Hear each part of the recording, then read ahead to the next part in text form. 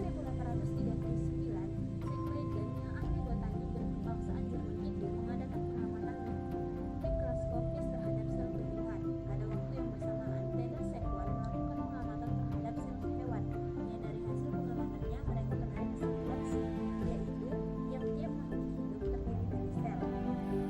Pada sel merupakan unit struktural terkecil pada makhluk hidup. Organisme bersel tunggal terdiri dari sebuah sel. Organisme lain yang tersusun lebih dari satu sel disebut dengan organisme bersel banyak. Yang kedua, sel sebagai unit fungsional makhluk hidup. Max Schulze pada tahun 1825 sampai 1874 menyatakan bahwa protoplasma merupakan dasar fisik kehidupan. Protoplasma bukan hanya bagian struktural sel, akan tetapi juga merupakan bagian penting sel sebagai tempat berlangsung reaksi-reaksi kimia kehidupan. Yang berdasarkan hal ini muncullah teori sel yang menyatakan bahwa sel merupakan kesatuan fungsional kehidupan. Yang ketiga, sel sebagai unit pertumbuhan makhluk hidup.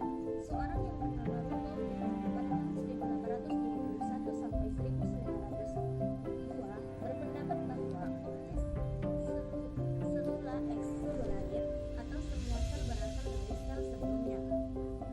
Yang keempat yaitu sel sebagai unit hereditas makhluk hidup. Dalam ilmu pengetahuan dan teknologi mendorong penemuan unit-unit penurunan sifat yang terdapat dalam nukleus seperti kromosom. Dalam kromosom terdapat gen yang merupakan unit pembawa sifat. Yang melalui penemuan ini muncullah teori bahwa sel merupakan unit hereditas makhluk hidup. Yang selanjutnya yaitu struktur dan fungsi bagian-bagian sel. Sel merupakan satuan unit terkecil makhluk hidup yang struktural, fungsional, serta hereditas yang menyusun tubuh makhluk hidup. Struktur sel terdiri atas bagian sel bukan organel dan bagian sel merupakan organel.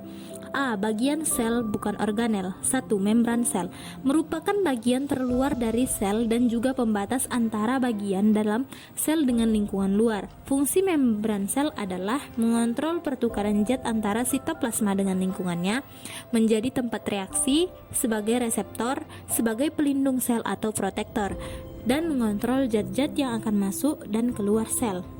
Yang kedua yaitu sitoplasma. Sitoplasma merupakan protoplasma yang mengisi ruangan di antara selaput plasma dengan nukleus. Fungsi sitoplasma adalah sebagai tempat melekatnya organel-organel sel dan mengontrol pergerakan sel.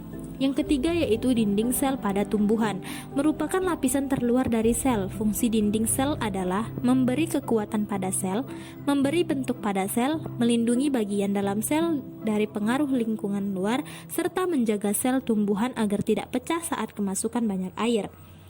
B. Bagian sel merupakan organel. 1. Nukleus. Fungsinya yaitu sebagai pengendali segala aktivitas sel, membantu dalam sintesis protein, dan sebagai identitas sel. Yang kedua yaitu retikulum endoplasma, yaitu untuk sintesis lemak, untuk sintesis protein. Yang ketiga badan Golgi, yaitu sebagai tempat pembentukan vesikula sekresi untuk mengangkut dan mengubah secara kimia materi yang ada di dalamnya. Sekresi protein, glikoprotein, karbohidrat, dan lemak, dan untuk membentuk lisosom. Yang keempat yaitu mitokondria, fungsinya sebagai respirasi sel, identitas sel, dan pembentukan ATP. Yang kelima vakuola, yaitu tempat cadangan makanan. Pada sel hewan berperan untuk menjaga tekanan osmotik. Yang keenam lisosom pada sel hewan, yaitu fungsinya untuk autofagi, autolisis, dan endositosis dan eksositosis. Yang ketujuh yaitu plastida pada sel tumbuhan. Fungsinya untuk tempat fotosintesis, tempat reaksi terang dan gelap, tempat pigmen.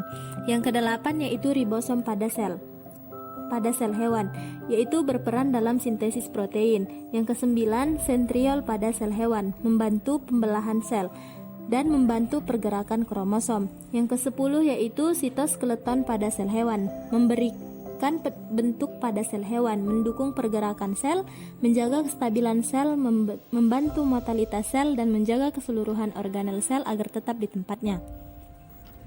Selanjutnya yaitu membran sel. Sel membran adalah fitur universal yang dimiliki semua jenis sel berupa lapisan antarmuka yang disebut membran plasma yang mendukung sel dengan lingkungan di luar sel, guna melindungi sel inti dan sel kelangsungan hidup yang bekerja di dalam sitoplasma. Fungsi sel membran yaitu tempat berlangsungnya berbagai macam reaksi kimia untuk melindungi bagian sel dan memberikan bentuk bagi sebuah sel.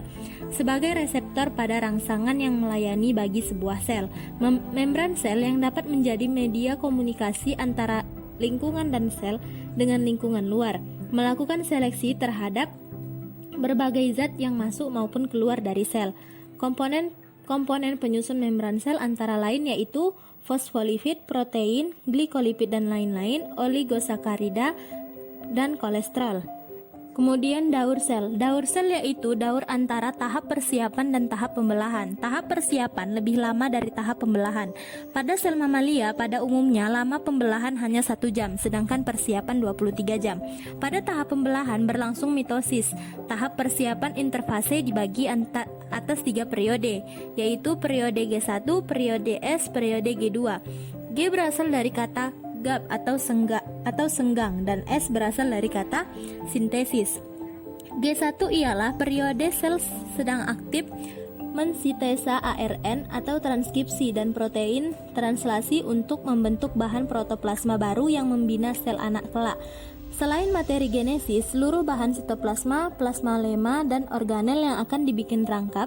Karena bahan protoplasma baru jadi double, maka inti dan sitoplasma sel yang mau membelah pun jadi membesar. Khusus dalam mensintesa protein, terutama yang disintesa adalah histon, non-histon, enzim, dan faktor-faktor mendorong transkripsi dan replikasi. Periode S ialah masa aktif mensintesa DNA atau replikasi, sehingga pada tiap kromatin terbentuk sepasang DNA yang sama-sama double helix. Replikasi DNA menjadi tempat lilitan DNA untuk membina kromatin. Periode G2 ialah penyelesaian segala komponen sel untuk pembelahan jadi 2, kromatin mengganda jadi 2, tapi sentrometer mereka masih gabung. Protein tubulin beragregasi membentuk mikrotubul yang bakal membentuk serat geleadong, kondensasi lilitan superlilitan kromatin untuk menjadi kromosom. Selaput inti hancur, histon 3 mengalami fosforilasi, bertindak mengikat dan memadatkan urutan nukleosom. Metabolisme sel. Metabolisme adalah segala proses reaksi kimia yang terjadi di dalam makhluk hidup. Mulai makhluk hidup bersel satu yang sangat sederhana seperti bakteri, protozoa, jamur, tumbuhan, hewan, sampai makhluk yang susunan tubuhnya kompleks seperti manusia. Di dalam proses ini, makhluk hidup mendapat mengubah dan memakai senyawa kimia dari sekitarnya untuk mempertahankan hidupnya. Metabolisme meliputi proses sintesis atau anabolisme dan proses penguraian atau katabolisme, senyawa atau komponen dalam sel hidup. Semua reaksi metabolisme dikatalis oleh enzim.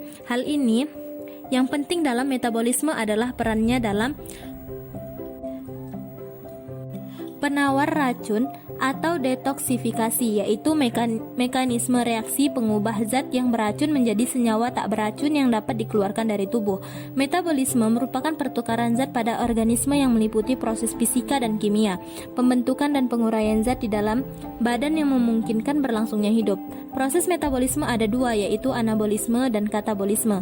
Anabolisme adalah pembentukan molekul-molekul kompleks dari molekul sederhana, contoh fotosintesis. Katabolisme adalah penguraian molekul-molekul kompleks menjadi molekul-molekul sederhana. Contoh respirasi makanan yang dikonsumsi oleh organisme akan mengalami proses metabolisme. Metabolisme adalah selanjutnya yaitu keajaiban sel sebagai bukti kekuasaan Allah. Yang pertama, Quran surah Fussilat ayat 35 yang berbunyi, "Kami akan memperlihatkan kepada mereka tanda-tanda kekuasaan kami di segenap ufuk dan pada diri mereka sendiri, sehingga jelaslah bagi mereka bahwa Al-Quran itu adalah benar."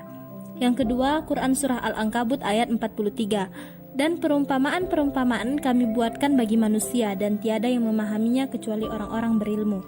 Yang ketiga, Quran Surah Maryam ayat 4. Ia berkata, "Ya Tuhanku, sesungguhnya tulangku telah lemah dan kepalaku telah ditumbuhi uban dan aku belum pernah kecewa dalam berdoa kepada Engkau, ya Tuhanku." Tiga ayat tersebut, jika dipelajari dan direnungkan, akan menambah rasa syukur dan bakti kita kepada Allah Subhanahu wa Ta'ala. Di dalam manusia ada 35 juta sel dan kelenjar yang membentuk jaringan dan struktur yang kompleks.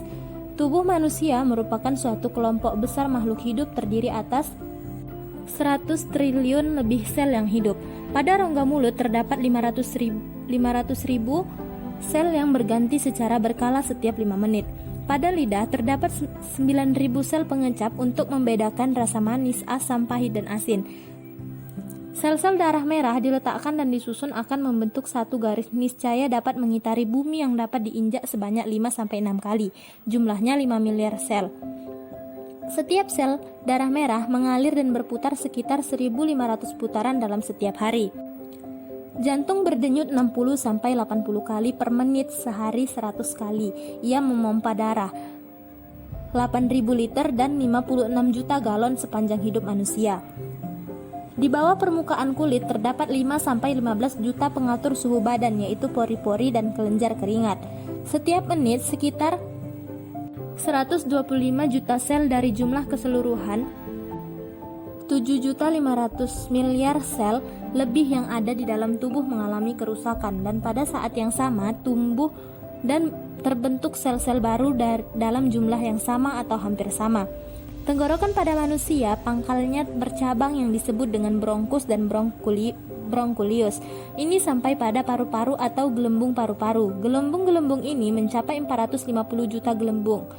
Sesungguhnya jaringan gelembung tersebut menghampar yang luasnya lebih dari 200 meter persegi untuk menapis darah.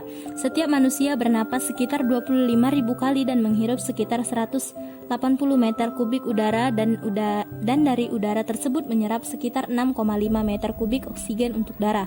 Di dalam otak terdapat 13 miliar sel-sel saraf dan 100 miliar sel-sel lain. Otak membutuhkan gizi glukosa sebagai zat gula.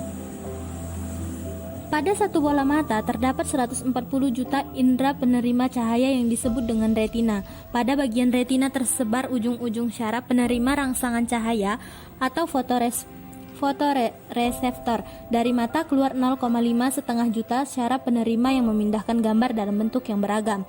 Telinga terdapat 30.000 sel-sel yang berbentuk rambut yang memindahkan semua jenis suara dengan ragam tingkat getarannya. Di dalam darah yang sempurna terdapat bermiliar-miliar sel darah merah untuk memindahkan oksigen dan 25 sel darah putih yang berfungsi untuk melawan bakteri dan menambah imunitas tubuh. Dalam setiap pancaran air mani seorang laki-laki terdapat 300 juta sel sperma.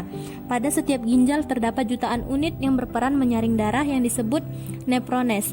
Darah mengalir ke ginjal 1.800 liter dalam waktu 24 jam, yaitu 180 liter menjadi keringat. Yang 1,5 liter dalam bentuk urin.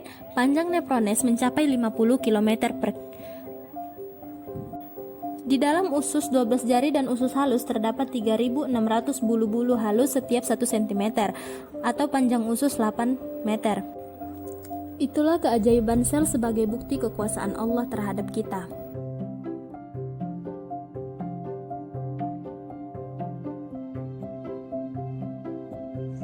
Baiklah, sekian dari saya. Wassalamualaikum warahmatullahi wabarakatuh.